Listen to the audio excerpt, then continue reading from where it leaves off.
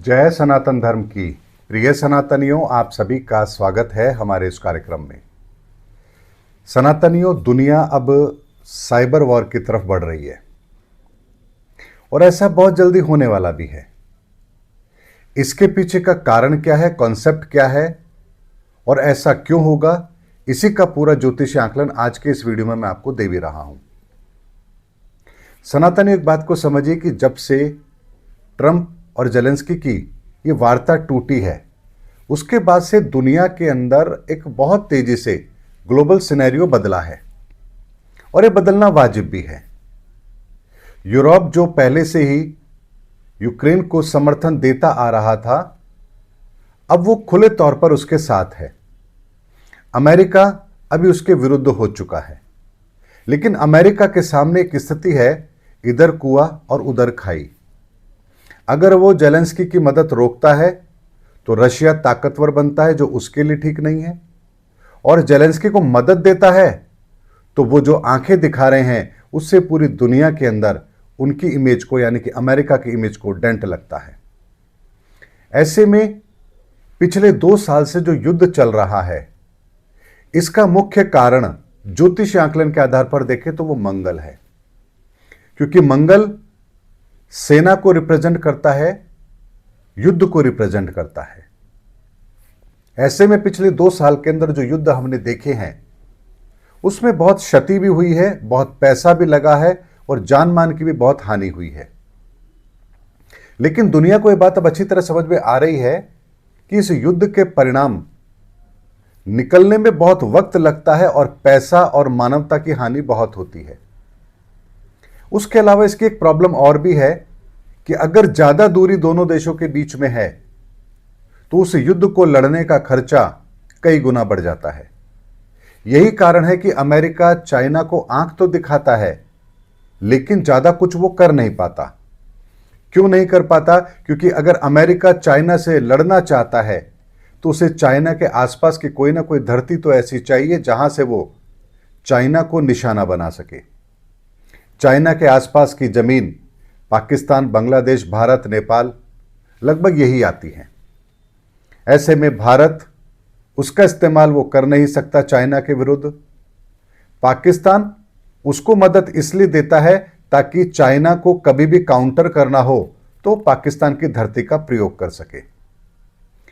China भी इस बात को अच्छी तरह समझता है, इसीलिए वो पाकिस्तान हो, बांग्लादेश हो, नेपाल हो, कोई भी देश हो, वो उनके साथ संबंध अच्छे रखना चाहता है ताकि भारत को वो काउंटर कर सके और अमेरिका की पॉलिसी का वो मुकाबला कर सके। तो एक बहुत बड़ा अंतर आता है इस युद्ध के अंदर। लेकिन यदि यही युद्ध साइबर वॉर में बदल जाए तो एक देश अपने देश में बैठे बैठे दुनिया के किसी भी देश के इंफ्रास्ट्रक्चर को डैमेज कर सकता है, उसे घुटनों के बल ला सकता है। अगर मान लीजिए किसी देश का बैंकिंग सिस्टम हैक कर लिया जाए तो सोचिए उसे चंद पल में कंगाल किया जा सकता है। किसी देश का डिफेंस सिस्टम, उसको यदि कंट्रोल कर लिया जाए तो उसकी सारी पावर को ही डिमोलिश किया जा सकता है। अगर किसी देश के बिजली यंत्र, जो उनके पावर प्लांट काम करते हैं, उसके सिस्टम को अगर हैक कर दिया जाए तो सोचिए पूरा देश अंधेरे में चला जाएगा। और ऐसा एक ट्रायल हो भी चुका है। अगर आपको ध्यान हो तो बीच में एक घटना हुई थी जहां स्पेस के अंदर, यानी कि वो सिस्टम जो एविएशन सेक्टर का है, वो डैमेज हुआ था, जिसकी वजह से पूरी दुनिया के अंदर बहुत सारी फ्लाइटें नहीं उड़ पाई थी। मुझे अच्छी तरह याद है, उस दिन मैं भी ट्रैवल कर रहा था, मुझे हाथ से लिखे हुए बोर्डिंग पास दिए गए थे।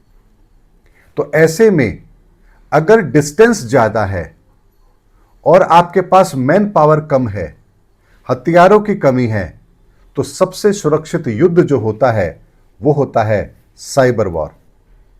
यूरोप जानता है कि वो अमेरिका का मुकाबला कर नहीं सकता, यूक्रेन को सैन्य मदद ज्यादा दे नहीं सकता, पैसों से वो मदद कर सकता है, लेकिन उसके लिए भी उसे हथियार खरीदने पड़ेंगे और हथियार के लिए या तो अमेरिका है या फिर रशिया है। रशिया के खिलाफ तो युद्ध लड़ रहा है, अमेरिका उससे नाराज हो चुका है। ऐसे में सीधे सीधे तौर पर हथियारों की लड़ाई तो नहीं लड़ी जा सकती। इसीलिए अगर अमेरिका को भी घुटनों के बल लाना है तो कहीं ना कहीं साइबर वॉर को तो समझना ही पड़ेगा।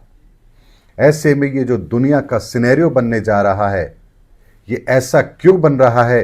क्योंकि शनि अब उनका रोल इस दुनिया के अंदर आने वाला है। ऐसे में शनि टेक्नोलॉजी को रिप्रेजेंट करते हैं। इंटरनेट, मोबाइल, कम्युनिकेशन, ये सब कुछ शनि से रिलेट करता है। ऐसे में मंगल का रोल अब समाप्त हो रहा है और शनि का रोल आरंभ हो रहा है। ऐसे में आने वाले समय के अंदर साइबर वॉर दुनिया के अंदर एक बहुत बड़ी समस्या होगी।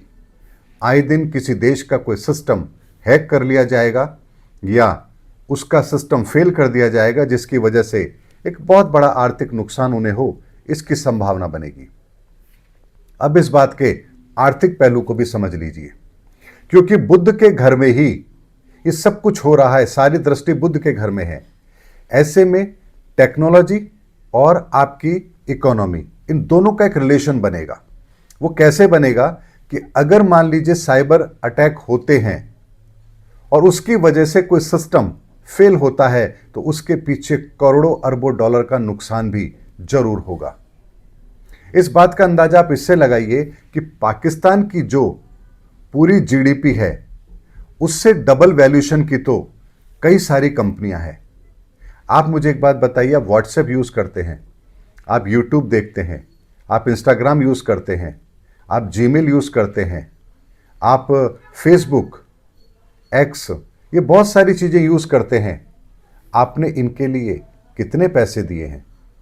आपने कुछ भी नहीं दिया, लेकिन आप इनका यूज करते हैं। लेकिन इन कंपनियों की वैल्यूएशन क्या है? व्हाट्सएप की वैल्यूएशन क्या है? जीमेल की वैल्यूएशन क्या है? गूगल की आप अच्छी तरह जानते हैं। यानी दुनिया के कई देशों की जो वैल्यूएशन है उससे भी कई गुना वैल्यूएशन इन कंपनियों की है। तो अगर साइबर वॉर होता है तो सीधे सीधे उस देश की, जो देश इन सारी सुविधाओं को दे रहा है, उसे भी रेवेन्यू का बहुत बड़ा लॉस होगा और ये सीधे सीधे किसी को आर्थिक तौर पर और टेक्नोलॉजी के लेवल पर दोनों तरफ से नुकसान देने की ताकत रखती है ये साइबर वॉर। इसीलिए आने वाले समय के अंदर इस दुनिया के अंदर युद्ध के हालात बदलेंगे और ये युद्ध अब अपने ही देश के अंदर बैठ करके लड़े जाएंगे, क्योंकि अब वो समय समाप्त हो रहा है जब एक देश दुनिया के किसी दूसरे देश की जमीन का उपयोग किसी तीसरे देश पर आक्रमण करने के लिए करे। ये समय अब जा चुका है। यूक्रेन, गाजा, ये सारे परिणाम हमारे सामने हैं, दुनिया के सामने है और ये बताने के लिए पर्याप्त है कि जमीनी लड़ाई अब ज्यादा दिन चलने वाली नहीं है। इसमें नुकसान ज्यादा है और फायदा कम है। ऐसे में किसी देश को यदि घुटनों के बल बिठाना है, उसको हार का मुंह दिखाना है, तो साइबर वॉर ही एकमात्र विकल्प रहता है। और इस युद्ध की सबसे बड़ी खासियत यह है कि जो छोटे देश हैं, जिनका अपना सिक्योरिटी सिस्टम है ही नहीं या है तो इतना कमजोर है, वो देश तो इस युद्ध में कहीं शामिल ही नहीं हो पाएंगे। लेकिन जो बड़े देश हैं, जैसे भारत है, चाइना है, रशिया है, अमेरिका है, यूरोप है, ये देश अपनी सिक्योरिटी को पूरी तरह से कितना संभाल पाएंगे, ये इस बात पर निर्भर करेगा कि इस युद्ध के अंदर किसको कितनी हानि होगी।